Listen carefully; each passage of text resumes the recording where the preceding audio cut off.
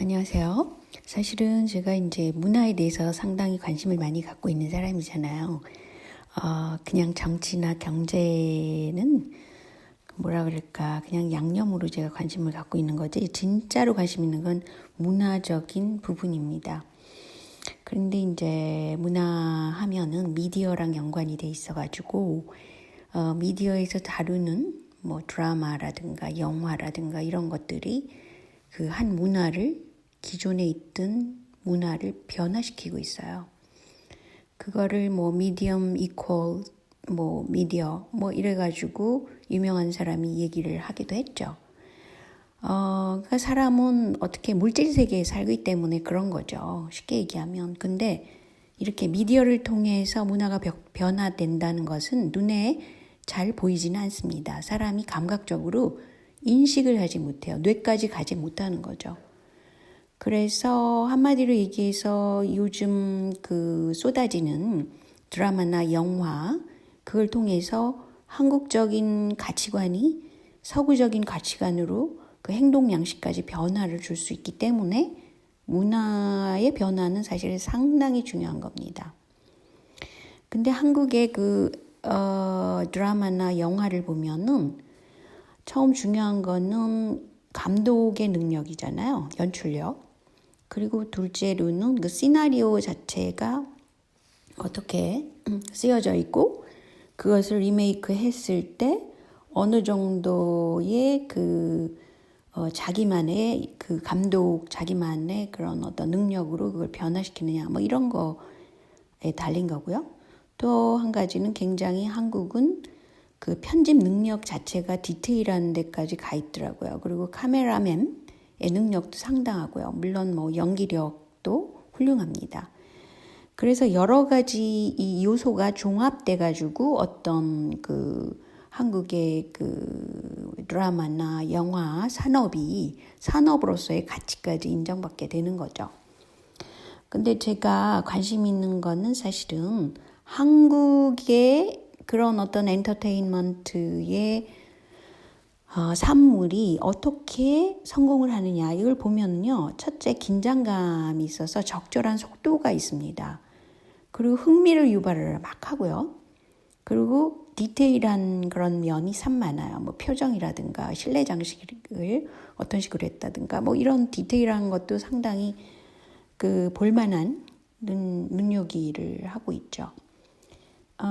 근데 이제 지금 잘 나가는 드라마의 하나인 부부의 세계라는 거를 보면은요, 이게 원래는 영국의 드라마였다고 그래요. 닥터 포스터라는 그런 드라마인데, 한마디로 좀 막장인 드라마더라고요. 그런데 이거를 이제 리메이크 해가지고, 이 감독하시는 분이 이제 만든 건데, 한국적인 거는 뭐냐면, 굉장히 그 드라마가 스피드하면서도 긴장감을 주더라고요. 그리고 그래서 사람들이 좀 흥분하게끔 그러니까 사실은 자연스럽고 사실적인 그런 것보다는 자극적이에요. 언어도 굉장히 자극적입니다. 그래서 언어를 봤을 때도 상당히 제가 놀란 부분은 뭐냐면요. 뭐 언어를 그 쓰는 것을 보면요. 내 진단서 한 장이면 네 인생은 끝나. 뭐 이런 거라든가. 굉장히 이거는 협박이잖아요. 근데 이게 아무런 생각 없이 그 작가들이 막 쓰는 거죠. 이걸 리메이크 하면서. 그리고 또 그 한 여자, 이 젊은 여자 이름 제가 기억이 안 나는데 이 사람은 이제 사랑이다. 이런 쪽으로 가고 있는데 이 부인은 잠자리는 그건 배설 그 이상도 아니다. 뭐 이렇게 얘기를 해버려요. 근데 사실은 그 남편이라는 사람이 이 젊은 여자와 똑같이 또 사랑에 빠지잖아요. 이거는 좀 사랑을 다루는데 조금 굉장히 하학적으로 생각해서 다루는 면이 좀 있어서 그게 좀 아쉬운 부분이 그런 게 있더라고요. 근데 제가 지금 말씀드리려는 건 사실은 그거는 아니에요. 뭘 말씀드리려고 그러냐면요. 이 드라마 부부의 세계라는 것은 그러니까 닥터 포스터라는 것의 그 시나리오가 그렇게 돼 있다고 그러잖아요. 근데 원래는 그리스 로마 신화에서 영감을 받았다고 그럽니다. 근데 그리스 로마 신화를 보면은 뭐 버림받고 뭐 굉장히 극적이잖아요. 뭐 영웅이 나타나고 뭐 배신감이 있고 복수국을 일으키는 굉장히 비극적인 그런 시나리오들을 갖고 있단 말이죠. 그래서 실제로 닥터 포스터는 두 자녀를 죽이는 그런 걸로 나온다고 그래요. 실제로 그런지는 잘 제가 체크는 안 해봤는데, 근데 이제 한국의 이 부부의 세계 이걸 보면요, 제가 이제 몇 개를 좀 골라봤는데, 이 부인이 화가 아니죠. 이제 질투에 사로잡히고 그런 것들 몰려오는 그런 것들 때문에 그 수술실에서 쓸 수 있는 그런 그 가위 있죠. 수술 가위를 그 손에 쥐고 주머니에 넣고 보이지 않게 그러면서 자기가 상상을 하는 거죠. 이거를 찔러서 남편을 죽인다라는 걸 아주 극적으로 묘사를 했더라고요. 근데 이런 것들은 사실은 일단 굉장히 한국적이지 않습니다. 한국 사람이 이런 식으로 복수를 벌이지는 않거든요. 그러니까 마인드 자체가 한국적이지 않은 설정이란 말이죠. 제가 이제 짚고 넘어가고 싶은 부분은 바로 이 부분이에요. 그리고 그 유명하게 세계에서도 알려진 기생충이라는 것도 보니까요. 원래 봉준호 감독은 젊은 시절에 이제 과외 교습을 했다고 그래요. 그런 개인적인 경험이 돼 있고 실제로는 이게 프랑스에서 일어났던 엽기적인 살인 사건에서 영감을 받았다고 합니다. 근데 어떻게 보면은 한국의 영화 감독들이 이상하게 그렇게 영화제를 겨냥해가지고 굉장히 좀 많이 그 각본을 리메이크 다시 쓰고 그러기도 하는 것 같더라고요. 근데 어쨌든 이 사건은 어떤 자매가 그 안주인과 친딸을 살해했던 그런 프랑스에서 일어난 사건을 언론에서는 계층 갈등으로 그렇게 정의를 했던 그런 사건이란 말이죠. 근데 이제 봉준호 감독은 이거를 교묘하게 자신이 경험했던 과외 교습과 이 살인 사건을 연결시킨 거예요.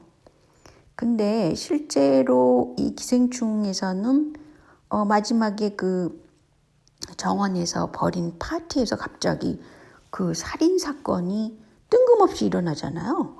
그래서 이거는 외신에서도 제가 본 건데요. 왜 거기 그 부분에서 살인 사건이 일어났을까? 그거에 대해서 많은 사람들이 지적을 하긴 하더라고요. 그러니까 이 두 그 엔터테인먼트의 작품을 보면은 둘 다 살인 사건을 얘기를 했고 간간히 그것을 보여준다는 거죠. 근데 실제적으로 그것으로 결말을 일으키는지는 잘 모르겠어요. 이 부부의 세계의 경우도. 그렇지만 그렇다는 거죠. 그러니까 가치관이 마치 그 서양 사회에서 있을 수 있는 복수국 그런 것들 있잖아요. 뭐 총으로 쏴 죽인다든지 뭐 그런 식의 그런 드라마틱한 게 아니라 이거는 그 심리전을 벗어난 그런 범죄 행위죠. 근데 한국 사람들은 솔직히 말하면 이런 식의까지 접근을 하지 않습니다. 근데 요새 들어서 이상하게 한국의 그 사회가 굉장히 험악해져 가지고 살인 사건도 간간히 일어나잖아요. 근데 엔터테인먼트에서까지 이런 걸 주입시켜야 될까라는 거에 제가 지금 의문점을 갖고 있는 거죠. 근데 이제 얼마 전에 또 버닝이라는 그런 영화가 있었잖아요. 이거는 하루키 일본 작가죠. 유명한. 그분의 단편 소설인 헛간을 태우다 라는 작품을 리메이크 해가지고 그렇게 만들었다고 그러는데 저는 이 작품을 보지는 않았는데요. 이것을 오바마도 칭찬을 했고 그 유시민 씨가 특별히 이 작품을 칭찬을 했잖아요.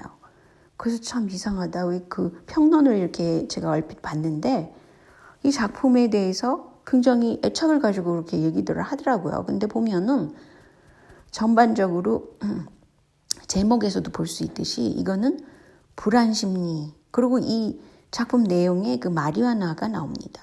그 마리화나를 피우고 무슨 어떤 춤을 췄는데 뭐 그것이 어쩌고 저쩌고. 근데 솔직히 저는 마리화나는 한국에서 이게 불법으로 돼 있잖아요.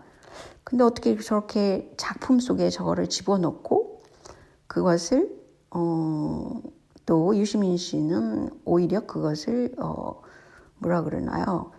그 서포트하는 식으로 긍정적으로 바라보더라고요. 근데 보통 단편 소설 이렇게 불안 심리 같은 것을 심리전을 얘기를 하는 거는 이게 작품으로 화해서 영화 같은 데서 다룰 때 상당히 어렵죠. 그것을 다룰 때 상식적으로 볼 때도. 근데 이제 이것이 아마 프랑스의 무슨 영화제를 겨냥해서 이렇게 한 것이 아닌가, 저도 그때는 그렇게 생각을 했었거든요. 근데 마리화나에 대해서 지금 현재 미국 주식 시장에도 마리화나가 하나의 상품으로 등록돼 있어요. 그러니까 주식 시장이라는 것은 전혀 다른 얘기지만 굉장히 어떤 상품도 그것을 하나의 자본 투자의 아이템으로 보는 거예요. 근데 이제 마리화나의 장점, 단점을 가지고 막 또 논하고 그러긴 하지만 어쨌든 한국 사회에서는 이게 현재는 불법으로 돼 있잖아요.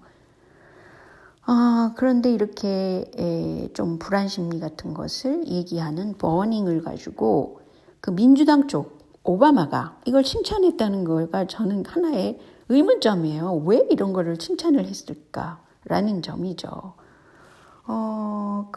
그래서 이렇게 한국에는 외국, 주로 서양의 무슨 드라마나 소설이나 또는 무슨 사건을 가지고 그걸 리메이크해서 한국화 시킨다 라는 쪽으로 가고 있어요. 근데 솔직히 이렇다고 그래서 이게 한국적인 정서에 진짜 플러스 요인이 있을까라는 거에는 저는 의문점을 갖고 있는 사람입니다. 왜냐하면 그 사람들의 심리도 다르고요.